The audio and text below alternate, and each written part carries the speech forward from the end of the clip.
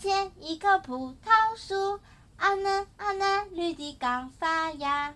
蜗牛背着那重重的壳呀，一步一步地往上爬。啊树啊上两只黄鹂鸟，啊嘻啊嘻，哈哈在笑它。葡萄成熟还早得很呐，现在上来干什么？啊黄啊黄，梨儿不要笑，等我爬上它就成熟了。等我爬上它就成熟了。